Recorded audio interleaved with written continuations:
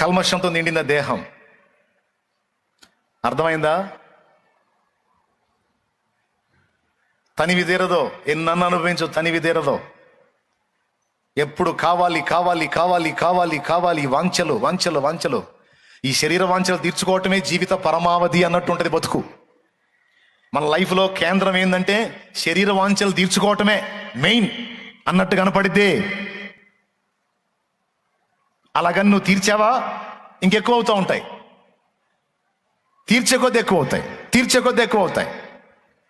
కాబట్టి ఇందు మూలంగా మీ 50 మందికి ఏమర్థమైంది? శరీరంలో మంచిది ఏది అర్థమైంది. ఆ శరీరం నుండి ఉత్పత్తి అయ్యేదంతా చెడేనని అర్థమైంది. మరి ఇప్పుడు ఈ చెడిపోయిన శరీరాన్ని కలిగి ఉండి ఈ లోపల ఆత్మ ఎంత మూలుగుతుందో రోమాపత్రిక 8లో రాశాడు. లోపల ఆత్మ మూలుగుతుందంట. మన ఆత్మ ఏమని మూలుగుతుందో తెలుసా? ఈ దరిద్రుణ్ణి ఎప్పుడు వదిలిపెట్టిపోతానో అని. ఎవరా దరిద్రుడు? మన శరీరం గాడు. దేవునికి స్తోత్రం. ఎవరా దరిద్రుడు?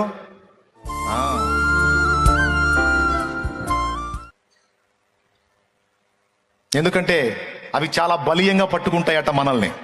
ఎంతగా అంటే అవయవాల్లాగా మనతో లింక్ అయి ఉంటాయట. ఎలాగా? ఒక అవయవం లాగా, మన శరీరంలో అవయవాల్లాగా ఈ 5 కూడా అవయవాల్లాగా లింక్ అయి ఉంటాయట. జారత్వము, అపవిత్రత, కామాతురత, దురాశ, ధనాపేక్ష. 5. అదే విగ్రహారాధన అయిన ధనాపేక్ష. 5 శరీరంలో అవయవాల్లాగా పట్టుకొని ఉంటాయట. కొంతమంది అంటారు, అబ్బే దేవుడు దేవల్ల నాకైతే దరిద్రం లేదయ్యా అంటారు. మహిమ శరీరం ఏమైనా పొందావేంది? ఆపాలి ముచ్చటి. స్తోత్రం. అయ్యా మహిమ శరీరం ఏం పొందలా. కాకపోతే నువ్వు వాటిని చంపగలిగా, వాటి మీద నీకు జయం వచ్చి ఉండొచ్చు. కానీ అసలు అవి నా శరీరంలో లేవు అనే డైలాగ్ ఎవరికి లేదు. ఎందుకంటే ప్రతి ఒక్కడి శరీరములో మంచిది ఏది నివసింపదని బైబిల్ చెప్పింది. రోమాపత్రిక 7వ అధ్యాయము 18వ వచనం. పౌలంతటి వాడే చెప్పిన సమాధానం చూడండి. రోమాపత్రిక 7:18. నా యందు అనగా నా శరీరమందు మంచిది ఏది నివసింపదని నేను ఎరుగుదును. మంచిది ఏది నివసింపదని నేను ఎరుగుదును. మేలైనది చేయవలెనన్న కోరిక నాకు కలుగుచున్నది గాని. కోరికేమో చెడును విసర్జించి మంచి చేద్దామని కలుగుతుంది కానీ అలాగ చేయటం నా వల్ల కావట్లేదు అనేశాడు. ఓకేనా? గలతీ పత్రిక 5వ అధ్యాయము 17వ వచనం. శరీర కార్యములు స్పష్టములై ఉన్నవి. అవేవనగా జారత్వము, అపవిత్రత, కాముకత్వము, విగ్రహారాధన, అభిచారములు, ద్వేషములు. చదువుకో. కలహములు, మత్సరములు ఉంటాయాడా, క్రోధములు, కక్షలు, భేదములు, విమతములు, అసూయలు, మత్తతులు, అల్లరితో కూడిన ఆటపాటలు మొదలైనవి. డజన్ దాకా వస్తాయి లెక్కేసుకుంటే. ఇవన్నీ ఎందులో ఉన్నాయంట? శరీరములో ఉన్నాయంట. అందుకే మనం పాట పాడతాం, శరీర క్రియలన్నీయు నాలో నశింపజేయుమయా. శరీర క్రియలన్నీయు నాలో నశింపజేయుమయా. జీవనదిని నా హృదయములో ప్రవహింపజేయుమయా. జీవనదిని నా హృదయములో ప్రవహింపజేయుమయా. ఏమి నశింపజేయమన్నారు? అందరు చెప్పండి, పాడండి. శరీర నాలో నశింపజేయుమయా. శరీర క్రియలన్నీయు నాలో. జీవనదిని నా హృదయములో ప్రవహింపజేయుమయా. జీవనదిని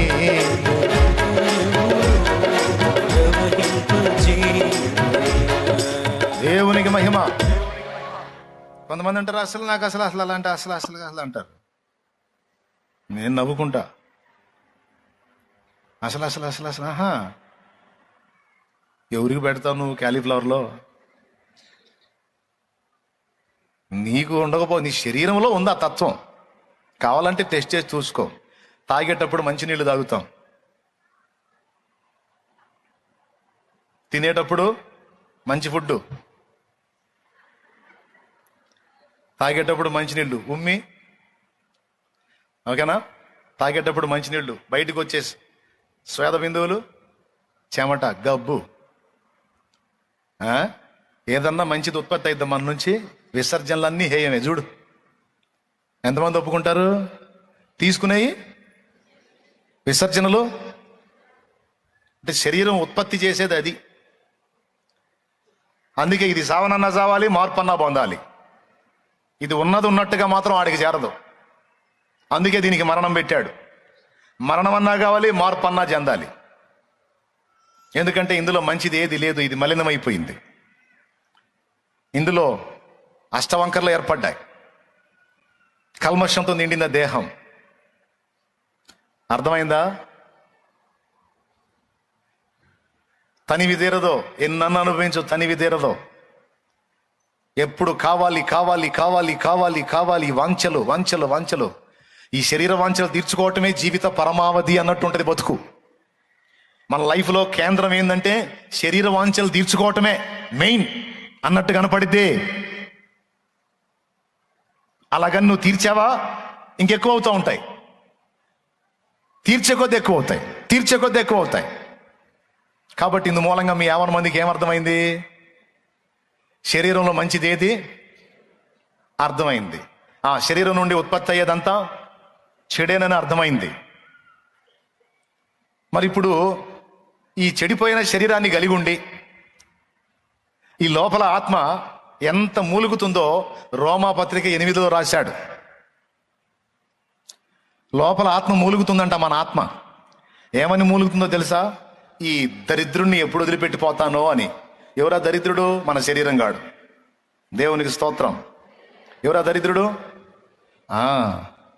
పావురము పక్షులన్నీయును దుఃఖారావం అనుదినం చేయునట్లు, పావురము పక్షులన్నీయును దుఃఖారావం అనుదినం చేయునట్లు, దేహ విమోచనము కొరకై నేను మూల్గుతున్నాను సదా.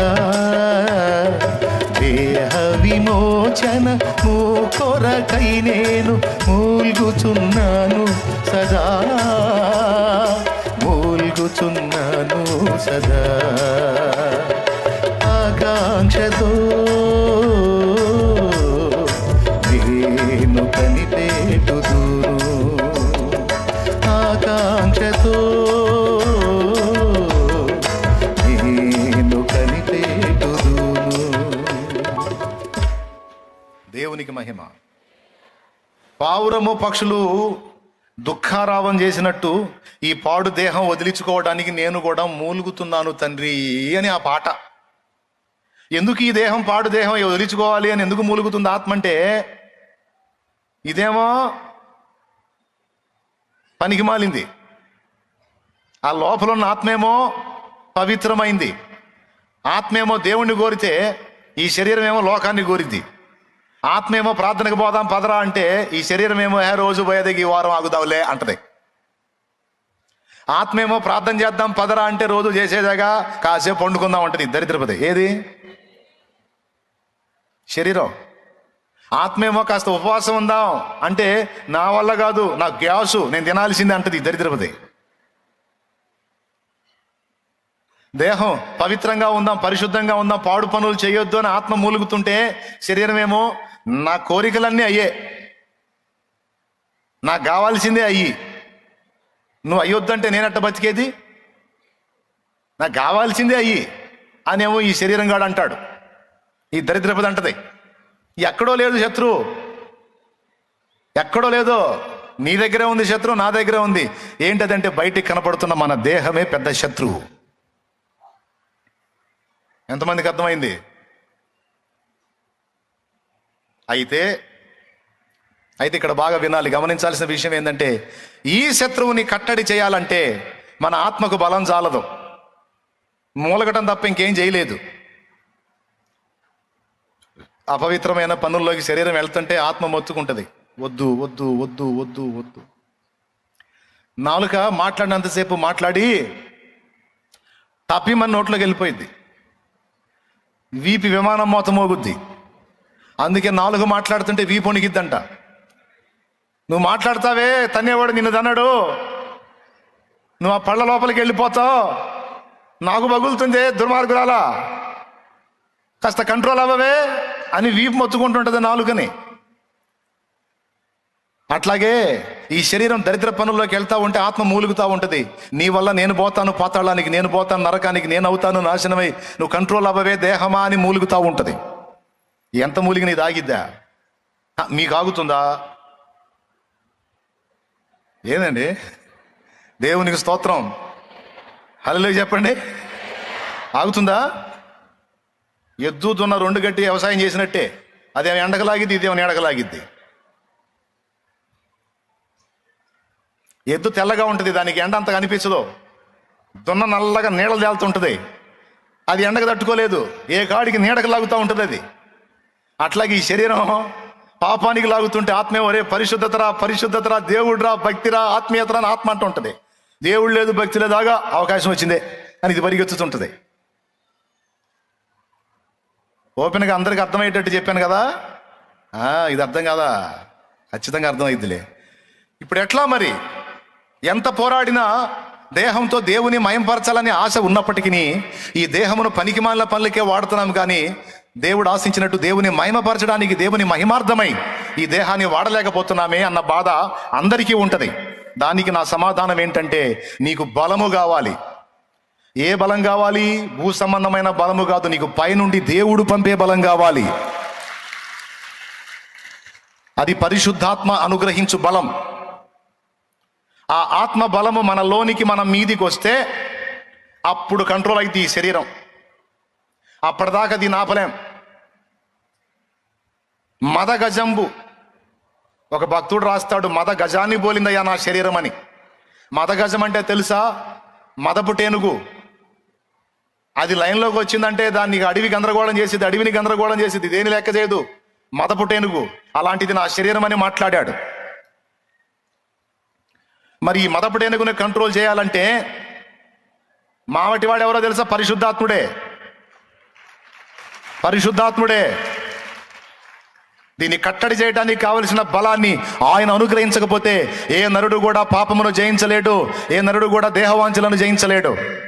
దేహవాంఛలను, పాపాన్ని జయించాలంటే మనకు కావాల్సినటువంటి ఆ ఆత్మ బలాన్ని, ఆ మనోబలాన్ని, ఈ దేహాన్ని కట్టడి చేసేటువంటి బలాన్ని దేవుడే అనుగ్రహించాలి. ఎహెజ్కేలు వల్ల కాలేదు, యెషయా వల్ల కాలేదు, ఏబు వల్ల కాలేదు, నీ వల్ల నా వల్ల కాదు. వాళ్ళకి తోడై ఉన్న దేవుడే నీకు నాకు తోడై ఉండి వాళ్ళని బలపరిచిన దేవుడే నిన్ను నన్ను బలపరిస్తే తప్ప మన వల్ల కాదు. హల్లెలూయా, హల్లెలూయా. ఆ శక్తిని దేవుడు మన మీదకి పంపుతానని వాగ్దానం చేశాడు. ఒట్టు నేను పంపుతాను, అడుగు అన్నాడు. ఏమన్నాడు మీరు చెప్పండి? నేను ఎట్ట చెప్పా? చేయి జాపి చూపించి చెప్పా. ఒట్టు, ఒట్టు, నన్ను అడుగు, నాకు మొర్రపెట్టు, నేను తప్పకుండా పంపుతానని దేవుడు ప్రామిస్ చేశాడంటే ఒట్టు పెట్టాడు. దాన్ని తీసుకొని నువ్వు దేవుని ముందు కూర్చో. నీకు సమాధానం వచ్చిందాకా పట్టొదలొద్దు. సైతాన్ తెచ్చే నిరాశలోకి వెళ్ళొద్దు. నువ్వు ఎన్ని రోజుల నుంచి ప్రార్థన చేస్తున్నావు, జయం వచ్చిందా? అలాగని ప్రార్థన మానుకుంటే వచ్చిద్దా? ఇంకా అత్తే పాపం పెరిగిద్ది. లాజిక్ అర్థం చేసుకో. నిరాశపడి ప్రార్థన మానుకుంటే జయం వచ్చిద్దా? నో. నువ్వు దేవుని పాదాలకు వెళుతూ ఉంటే ఆయన తన శక్తిని నీ మీదకి పంపుతాడు, కార్యం జరిగిద్ది. అది విశ్వాసంతో చేయాలి. ఆ బలం నీకు వచ్చిందాకా వదలకూడదు. దేవుడు కూడా మౌనం వహిస్తాడు.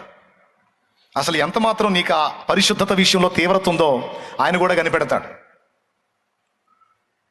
నువ్వు పరిశుద్ధత కొరకు ఏడుస్తావు చూడు, అంగలారుస్తావు చూడు, పాపాన్ని అసహించుకుంటావు చూడు, మూలుగుతావు చూడు, దాన్ని బాగా గుర్తిస్తాడు. గుర్తించి తప్పకుండా నీకు ఆ బలాన్ని దేవుడు పంపుతాడు. నీలో పరిశుద్ధత కొరకు ఎంత తీవ్రత ఉందో దేవుడు చూడాలనుకుంటాడు, చూడగోరతాడు. ఒక భక్తుడు ఇలా పాడాడు, మీకు తెలుసు.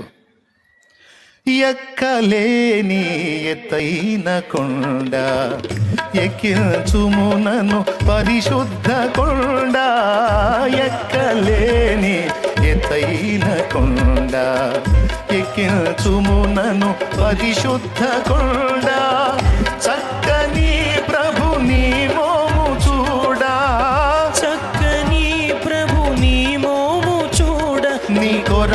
నే వెదకేను దేవా, నాకొకసారి కనిపించరావా. నీ కొరకే నే వెదకేను దేవా, నాకొకసారి కనిపించరావా. ప్రభు మొర వినవా, ప్రభు మొర వినవా, నీ కొరకే నే వెదకేను దేవా, నాకొకసారి కనిపించరావా.